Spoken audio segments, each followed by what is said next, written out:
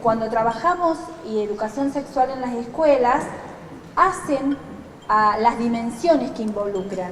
Y tal vez esas imágenes no tienen mucho que ver con lo que uno reconoce que fue su propia experiencia de educación sexual en las escuelas. ¿En qué estado se encuentra la educación sexual integral en la provincia de Santa Fe?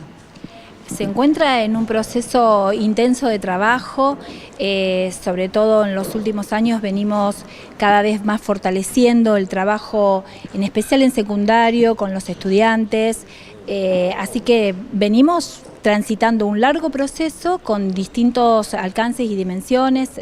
Reconocemos lo importante de trabajar en las instituciones, también la dimensión con los directivos, con los equipos supervisores, para que la experiencia de haber transitado alguna formación en la ESI se quede, se arraigue en las escuelas, y para eso tiene que interpelar las planificaciones de los docentes, tiene que haber instancias de revisar la cotidianidad de la vida escolar, cómo nos tratamos, cómo vivimos nuestros recreos, por ejemplo, pensando en primaria, ¿no?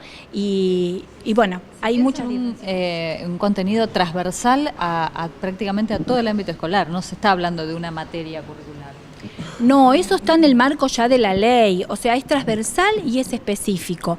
Y lo transversal es justamente porque tiene que ver con que la ESI no viene a decir un contenido, viene a traer perspectivas, y las perspectivas que vienen a traer es la perspectiva de derechos, de diversidad, de género, y eso invade todo, invade un recreo donde no vas a decir que acá hay juegos de nena, acá juegan las nenas, no juegue vos porque sos nene, sino viene a permear también los contenidos desde la clase de matemática a los contenidos en ciencias sociales.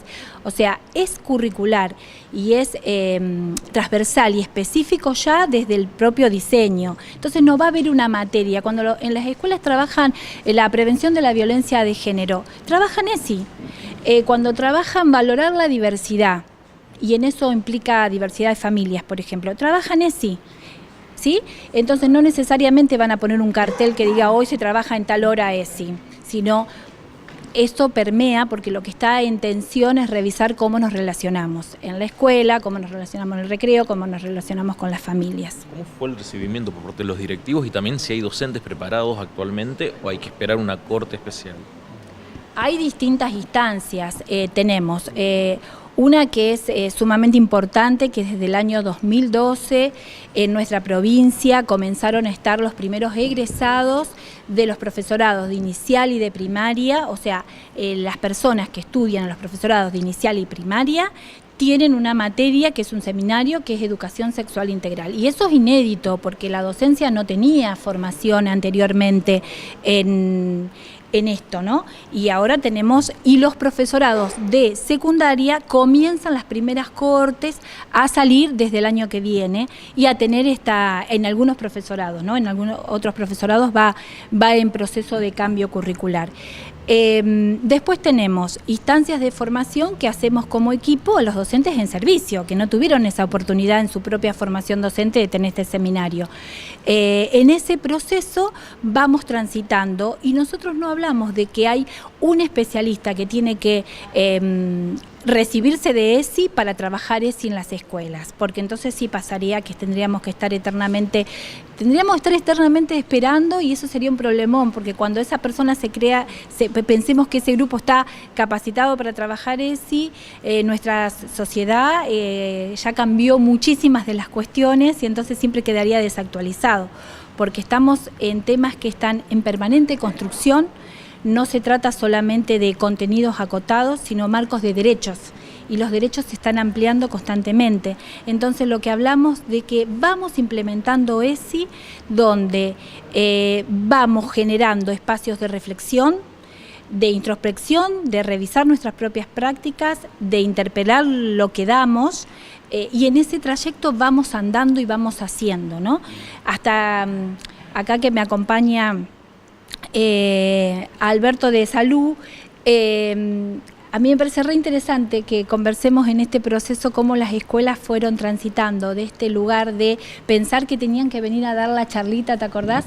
Venir a dar la charlita al centro de salud, a poder trabajar la docente y invitar tal vez a la gente de salud a que venga a decir qué días atienden consejería con los jóvenes, con los adolescentes, cuál es la... ¿Te acordás que venían y se presentaban cuáles los profesionales de la salud que van a recibir a estos chicos que van al centro de salud a buscar más información? Porque la escuela podrá dar un tipo de información, pero también necesita de salud articular para otras cuestiones, no que le venga a dar la charla porque parece ser que hay un experto, parece que hay un experto en educación sexual. No, en educación sexual vamos construyendo a partir de esta perspectiva una manera distinta de relacionarnos. Entonces, la articulación con salud es otra. Se salió de esa instancia de los primeros años y que a lo mejor ustedes recuerdan, ¿no? Llegaba la primavera y llamábamos al centro de salud que vengan a dar una charlita y quedaba ahí y no era una charlita, ¿no? Trabajar educación sexual es trabajar constantemente todos los días, todos los años y no un solo tema. Entonces, Lo importante es la familia para poder integrarla dentro de esto que están haciendo ustedes, ¿no es cierto? Sí, esto es fundamental, porque a veces uno forma o educa a la población joven y a veces se genera una brecha entre los jóvenes que tienen mucho conocimiento, mucha información, y a veces hay padres que se quedaron medio desfasados con esta información de temas de sexualidad. Por esto, por la historia patriarcal de la sociedad. Y lo otro que siempre hablamos, que la construcción de la salud es una construcción cultural, la sexualidad también es una construcción cultural, nos atraviesa todo.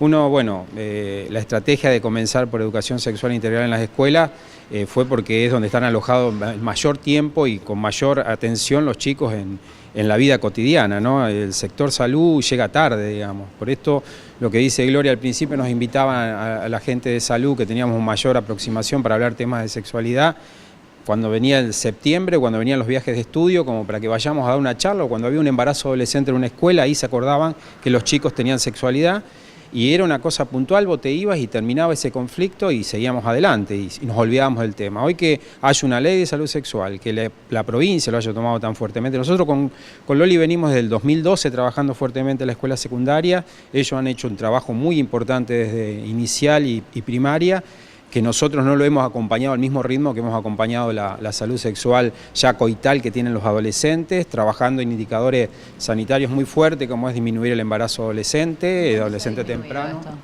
Podemos decir que nosotros tomamos un indicador que es fuerte, ¿no? Que más que el embarazo adolescente, en menores de 15, que fue lo que priorizamos nosotros, estamos tomando el indicador que es porcentaje de niños nacidos vivos de madres menores de 15. Fue lo que la provincia de Santa Fe, el Ministerio de Salud se lo planteó como una estrategia, y en esto en los últimos 4 años hemos reducido el 50%. Es una cifra que para un indicador que está totalmente amesetado a nivel mundial, a nivel de las demás provincias, nosotros lo podemos contar como un esfuerzo, pero un esfuerzo de todas las instituciones, no solamente ni de salud, por un lado, ni tampoco educación. Y lo que hemos visto nosotros, que esto del nombre de salud integral, de salud sexual integral, la integralidad de las políticas públicas integrales, digamos, porque Loli lo mejor lo dijo al pasar hoy en la ronda de prensa, de que se está apostando fuertemente a los barrios más vulnerables del Plan ABRE,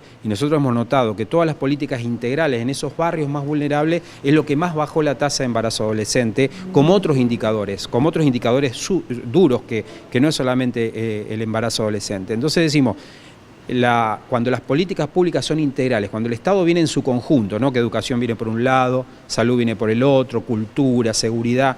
Cuando venimos todos juntos a hacer políticas que mejoren las condiciones de vida, realmente estos indicadores se modifican. Y por eso podemos decir que a pesar de las debacles que tuvimos económicas en estos últimos años, este indicador, que es tan duro, que generalmente va acompañado a políticas políticas de Estado fuerte que trabajen con esto, por ejemplo el abordaje del abuso, uno a veces, hay algunas temáticas que en algunos lugares se tapan y en otros lugares uno empieza a construir datos. Entonces cuando uno empieza a construir datos parece que uno tuviera más abuso que en otros lados, pero es que uno deja de desnaturalizar el abuso, ¿no? Entonces esto también es importante cuando uno lo puede decir y hablar, porque la única forma de decirlo, hablarlo y generar el problema es poder abordarlo. Entonces poder decir que nosotros estamos, porque no podemos negar que existe el abuso infantil, que existen muchos embarazos en adolescentes tempranos que son víctimas de abuso y de trata, poder identificar todos estos temas nos permite abordarlo. Nosotros si decimos que hace 4 años atrás teníamos 4 nenas que tenían chicos, nenas, 400 niñas menores de 15 años que eran niñas madre en la provincia de Santa Fe, y podemos decir que el año pasado cerramos con 200, y hubo una política pública que apuntó a eso. Hubo educación sexual integral en los barrios más vulnerables, hubo interrupción legal del embarazo, no aborto, interrupción legal del embarazo, cuando la ley asegura que esta persona acceda a una interrupción legal, porque son cosas distintas. Cuando uno pone la provincia va por el aborto, no, la provincia va a garantizar derechos. Y cuando hay una niña que fue violada en forma reiterada y queda embarazada, uno como Estado tiene que garantizar la interrupción legal del embarazo, no es el acceso al aborto, que se lo dice liberalmente porque la chica elige usarlo como método anticonceptivo, no. Es la interrupción legal del embarazo cuando encaja en la figura legal. Nosotros cumplimos la ley y cumplimos, fundamentalmente, estamos como Estado garantizando derechos, tanto educación, cultura, seguridad y salud. Entonces en esto tenemos que trabajar todos juntos, porque hacemos movimientos donde todo entra en una bolsa de gato y nosotros estamos para la ley. Lo que la ley dice, nosotros lo tenemos que garantizar, y no es todo lo mismo.